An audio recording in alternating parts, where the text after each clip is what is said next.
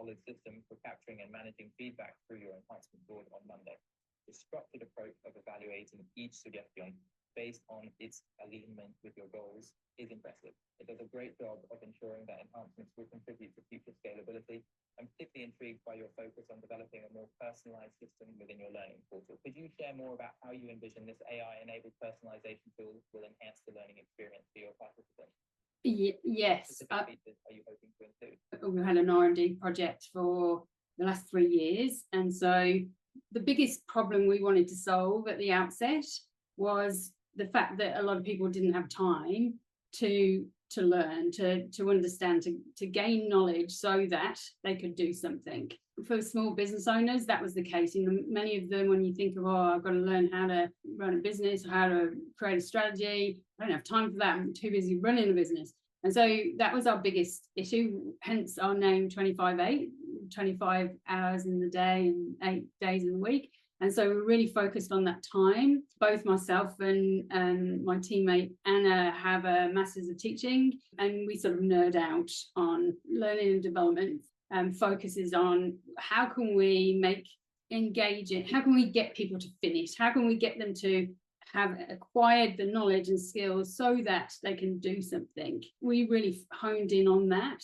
And obviously there's certain things that you can do to make the learning engaging. And, you know, obviously people are focused on that. Gamification might be one thing, and the format of your education might be another thing. But for us, you know, we really wanted to get down to the actual problem. You know, what is it that stops people from wanting to complete? It's like the example, we recently went to Indonesia, and I was using the app Duolingo to learn Indonesian, and I did it for a couple of weeks, but I learned how to say I eat apple and I like milk, but that wasn't really relevant to me. And so I kind of stopped after a while, because I'm like, oh, I want to know how to say please and thank you. You know, I was learning, I'm from Japan, so I know what Japan is, but I don't know what Australia is. And so Duolingo is great, and I've learned several languages prior to travel using it.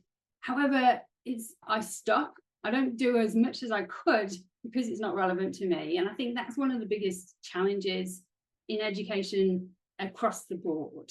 You know, how do we make it relevant? How do you make it interesting? How do you make it something that you want to learn now? You know, you might have seen the meme where there's an ADHD kid, and he's watching a Star Wars video, and he doesn't move, and then he's watching a math video, and the video is on time lapse and he's moving all over the place. Not to say he's not interested in maths, it might just be he needed a movement break. For every one of us, you know, especially now our attention span is reduced, we need to be really interested in what it is that we're learning in order for us to be motivated to keep going.